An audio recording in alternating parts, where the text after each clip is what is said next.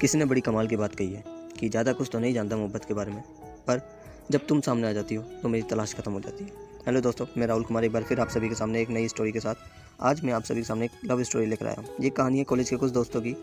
ये एक ग्रुप था 6 लोगों का, जिनमें से 3 लोग बहुत ही खास दोस्त हैं।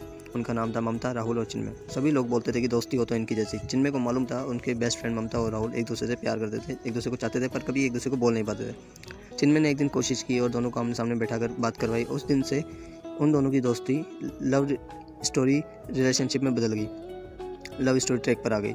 कॉलेज में बहुत सारे फेस्टिवल्स होते थे, फ्रेंडशिप पार्टी होती थी, बहुत कुछ होता था, पर इनकी लव स्टोरी पे कभी कोई इफेक्ट नहीं हुआ, क्योंकि इनकी दोस्ती को आगे ले जाने वाला सिर्फ एक बंदा था, वो था चिन्मय। वो चाहता था कि उनके दोस्त प्यार मोहब्बत में हमेशा रहे, उनकी लव स्टोरी में कभी कोई ब्रेक ना आए, और इसलिए लव स्टोरी आगे बढ़ती रही। राहुल को लगने लगा था कि उसकी जो गर्लफ्रेंड है ममता, वो बहुत खर्चीली है, उसे बहुत सारे गिफ्ट चाहिए होते, बड़े बड़े सरप्राइज चाहिए होते थे, और राहुल जो कि कॉलेज स्टूडेंट था, वो इन सब को अफोर्ड नहीं कर पाता था, क्योंकि उसके पास बजट बहुत कम होता था। वो ये सब अफोर्ड नहीं कर पाता था, और ममता को ये समझ नहीं आता था कि सरप्राइज़ हमेशा गिफ्ट को नहीं कहा जाता है। कुछ मोमेंट्स ऐसे होते हैं जो खुद सरप्राइज़ होते हैं, पर राहुल ये बात अपनी गर्लफ्रेंड को नहीं समझा पाता था। धीरे धीरे वो महीना आ गया जिसे फरवरी कहते हैं। वैलेंटाइन डे वीक आने वाला था, और ममता ने एक बार फिर राहुल के सामने गिफ्ट और सरप्राइज़ की बात रखी। उसने कहा कितना मज़ा आने वाला है, रोज़ डे आने वाला है, चॉकलेट डे आने वाला है, हम बाहर चलेंगे, पार्टी करेंगे, डिनर पर जाएंगे, बहुत सारे गिफ्ट तुम मुझे दोगे, बहुत मज़ा आने वाला है, सब कुछ बहुत प्यारा होने वाला है। जब ये सब वो बोल रही थी तो उसके चेहरे पर प्यारी सी स्माइल थी, खुशी थी। तभी राहुल ने बोला कि पता नहीं उसके माइंड में कहाँ से ये बात आई। राहुल बोला, इस वीक के लिए मैं घर जा रहा हूँ, वहाँ मेरी ज़रूरत है। जैसे ही राहुल ने ये बात बोली तो ममता को गुस्सा आ गया। वो समझ गई कि राहुल झूठ बोल रहा है। वो बोली कि तुम झूठ मत बोलो, मुझे साफ साफ बताओ कि तुम मेरे साथ नहीं रहना चाहते हो। ऐसा कहकर वो वहाँ से गुस्सा होकर चली गई।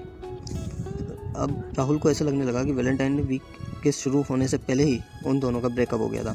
अब राहुल ने ये सब बातें चिन्मय को बताई। चिन्मय ने कहा, परेशान मत हो, सब ठीक हो जाएगा। राहुल को जाना था नहीं, वो कॉलेज में ही था। 14 फरवरी का दिन आ गया। शाम के टाइम पे राहुल के पास एक फ़ोन आता है, और उस पर चिन्मय का कॉल आता है। तो चिन्मय बोलता है कि भाई फटाफट से कैफ़े आ जा, तेरे लिए एक सरप्राइज़ है। राहुल तैयार होकर कैफ़े में जाता है। कैफ़े में जाता है, वहाँ देखते हैं वहाँ पे स्पेशल अरेंजमेंट होता है, बहुत शानदार पार्टी ऑर्गेनाइज़ करी हुई होती है। वहाँ पे बहुत सारे गिफ्ट्स और सरप्राइज़ होते हैं, और उसी वक्त वहाँ पे ममता आती है, और ये सब देख के चौंक जाती है और सरप्राइज़ हो जाती है, और वो राहुल को थैंक यू बोलने लग जाती है। वो बोलती है कि मुझे पता था कि तुम मुझे बहुत बड़ा सरप्राइज़ दोगे, इतना अच्छा सरप्राइज़, थैंक यू, तुम मेरे बेस्ट बडी हो, बेस्ट फ्रेंड हो, तुम मेरे बॉयफ्रेंड हो, आई लव यू, हक करने लगती है, बहुत कुछ होने लगता है।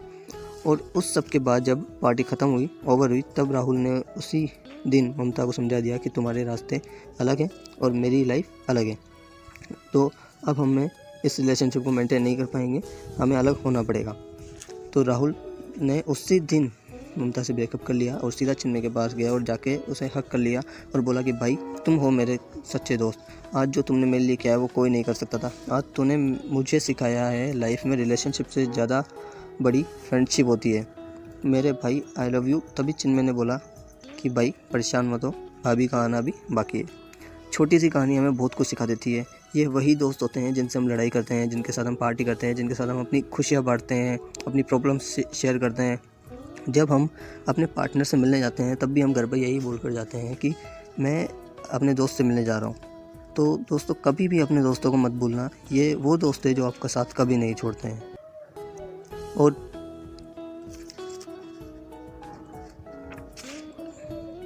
इन्हीं दोस्तों के प्यार के साथ, भगवान के आशीर्वाद के साथ कर दिखाओ कुछ ऐसा कि दुनिया बनना चाहे आपके जैसा। Thank you, wish you wealth.